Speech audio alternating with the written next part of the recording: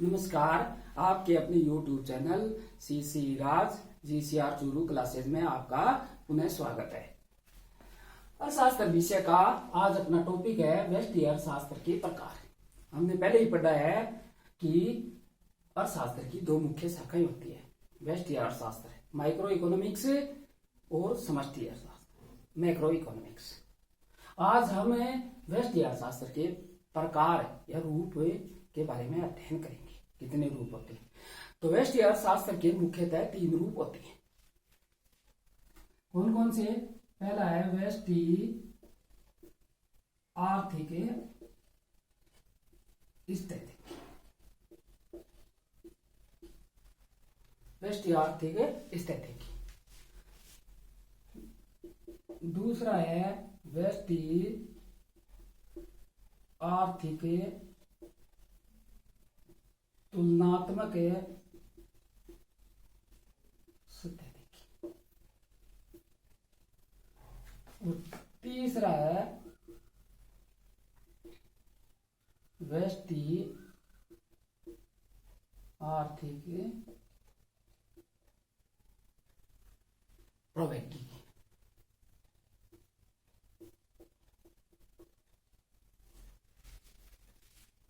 Micro economic statics, micro economic comparative static और micro economic dynamics. तो व्यष्टि आर्थिक स्थिति ये क्या है? यह आर्थिक विश्लेषण की वह शाखा है जिसके अंतर्गत किसी समय बिंदु पर व्यष्टि घटकों के पारस्परिक संबंधों की व्याख्या की जाती है। इसमें यह मान लिया जाता है कि व्यष्टि घटकों के संबंध में कोई परिवर्तन नहीं होता, नो चेंज। उदाहरणार्थ, किसी समय बिंदु पर मांग एवं पूर्ति के दिए हुए फलन से जो कीमत निर्धारित की जाती है वह व्यष्टि घटकों के संबंध में कोई परिवर्तन न होने पर वर्तमान एवं पर्याप्त बनी रहती है। व्यष्टि घटकों में कोई परिवर्तन नहीं होता। व्यष्टि घटक जैसे D is function of P। D का मतलब है मांग, डिमांड। P का मतलब है कीमत, प्राइस। F का मतलब है फंक्शन या फलन, फंक्शन।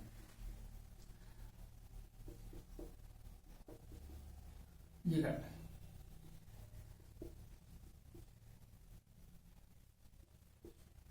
इसका मतलब है पूर्ति, सप्लाई,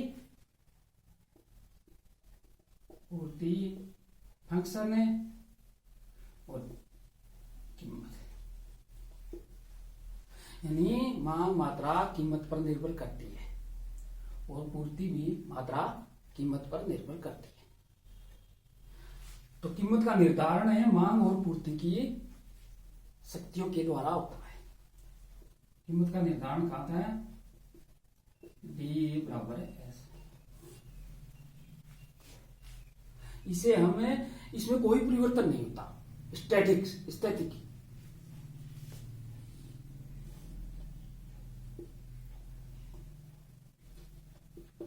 0x मांग एवं पूर्ति मात्राएं, पूर्ति मात्राएं।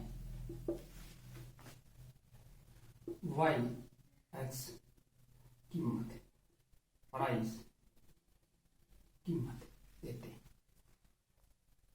ये अपना मांग वक्र,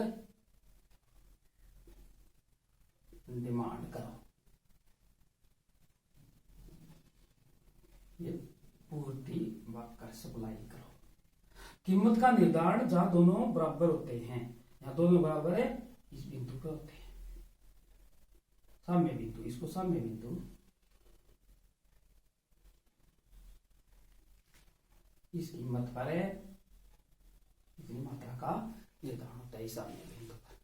तो इसमें कोई परिवर्तन नहीं होता स्थिति, आर्थिक स्थिति। ठीक, क्लियर? अब अगला दो नंबर इसका रूप है व्यष्टि आर्थिक तुलनात्मक स्थिति। इसमें दो साम्य बिंदु की तुलना की जाती है। यह व्यष्टि विश्लेषण की वह शाखा है जिसके अंतर्गत विभिन्न समय बिंदुओं पर व्यष्टि घटकों यानी वेरिएबल्स के पारस्परिक संबंधों में स्थापित विभिन्न संतुलनों, दो संतुलन की आपस में तुलना की व्याख्या की जाती है। तुलना की व्याख्या की जाती है। इसके अंतर्गत प्रारंभिक साम्य से नए साम्य की तुलना, प्रारंभिक साम्य और नए साम्य की आपस में तुलना की जाती है। इसी का अगला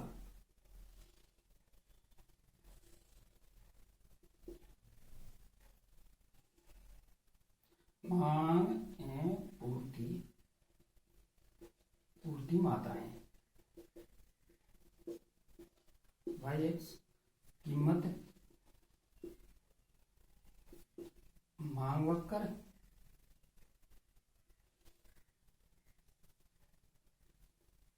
पूर्ति वक्र,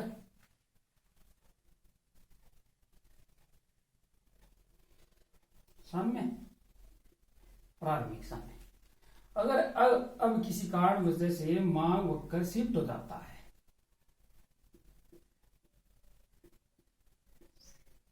और नया साम्य यहां स्थापित हो जाता है। पहले कीमत और मात्राएं ये थी। इस साम्य बिंदु पर यहां तक ये कीमत है और ये मात्रा थी। अब मांग मात्रा या मांग में परिवर्तन होने के कारण कीमत इस समय बिंदु पर निर्धारित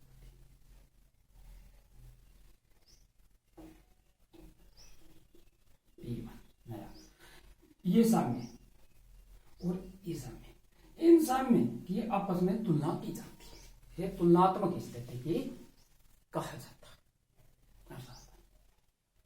आ गया समझ में? क्लियर? अब अगली इसका अगला व्यष्टि आर्थिक प्रौद्योगिकी, व्यष्टि आर्थिक प्रौद्योगिकी माइक्रोडायनामिक्स। यह व्यष्टि विश्लेषण की वह शाखा है जिसमें प्रारंभिक साम्य से नई साम्य अवस्था तक पहुंचने के लिए परिवर्तनों की प्रक्रिया एवं मार्ग की व्याख्या की जाती है। परिवर्तनों की प्रक्रियाएं एवं मार्ग की व्याख्या की जाए। Process and path of change. यह उन शक्तियों का विश्लेषण करती है जो पुराने साम्य को भंग कर नई साम्य अवस्था में पहुंचने में कार्यशील रहता है।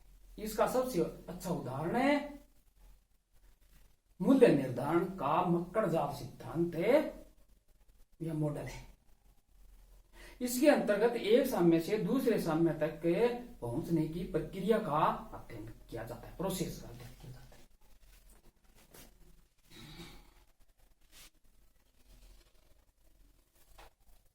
रेखा चित्र के द्वारा इस प्रकार इसको समझ सकते हैं। एक्स मांग एवं मांग है पूर्ति मात्राएं, पूर्ति मात्राएं। YX कीमत, कीमत, मांग वक्र,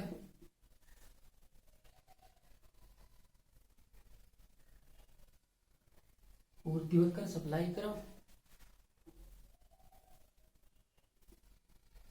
इक्विलिब्रियम पॉइंट समय बिंदु,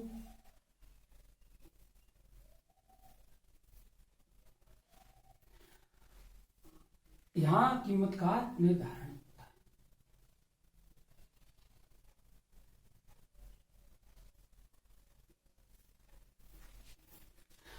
अब अगर किसी कारणवश से पूर्ति की मात्रा घट जाती है, पूर्ति की मात्रा घट कर यहां हो जाती है किसी कारणवश, ठीक है, पूर्ति की मात्रा घट जाती है तो इसका परिणाम यह होता है कि कीमतें बढ़ जाती है। यहां कीमत का निर्धारण, ठीक है, ओके। अब कीमत बढ़ने से उत्पादक प्रभावित होकर अधिक पूर्ति की सप्लाई करेंगे। ठीक है,